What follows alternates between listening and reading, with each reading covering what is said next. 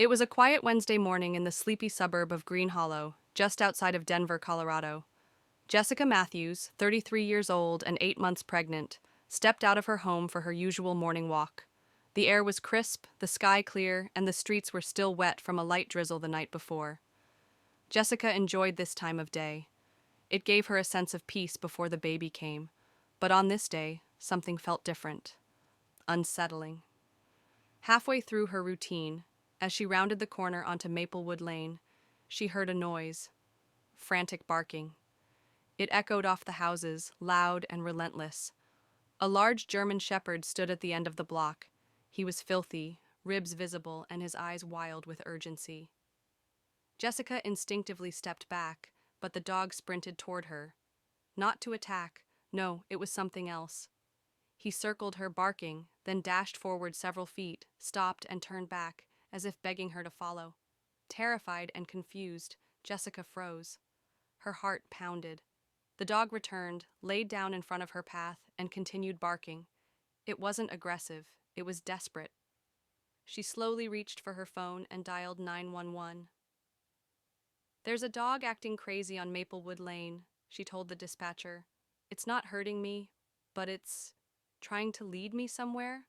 I don't know what's happening." The dispatcher, sensing the urgency in her voice, sent Officer Daniel Reyes, a young but experienced cop familiar with the neighborhood. Within 10 minutes, his patrol car pulled up. He stepped out, surveyed the situation, and frowned. "This doesn't look like an aggressive dog," he said to Jessica.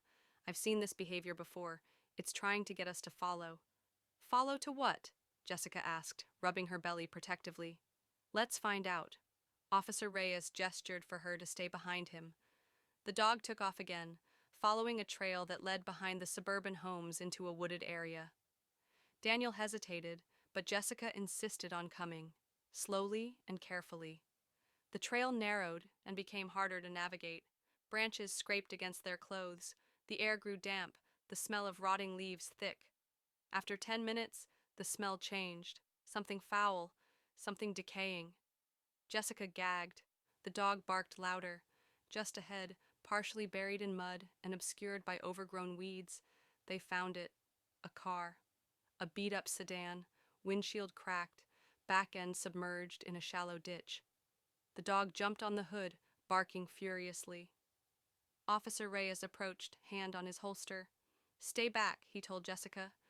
Inside the vehicle, a woman lay slumped against the seat, unconscious, pale, emaciated, duct tape on the passenger seat, a baby car seat in the back, empty. "We need medics!" Daniel shouted into his radio. "Female found unconscious, signs of abduction, baby missing." The woman was identified as Melissa Crane, 28, reported missing 3 weeks prior. Her husband had filed a report the same day she disappeared after going out for groceries. For weeks, the case had gone cold. Now here she was, barely alive. Doctors at the hospital confirmed she had recently given birth, but there was no sign of the baby. Jessica couldn't stop thinking about the dog. He had known. Somehow, he had known. And he wasn't done. The next day, Jessica visited the local animal shelter where the dog had been taken. When she approached his cage, he let out a soft, exhausted bark and wagged his tail slowly.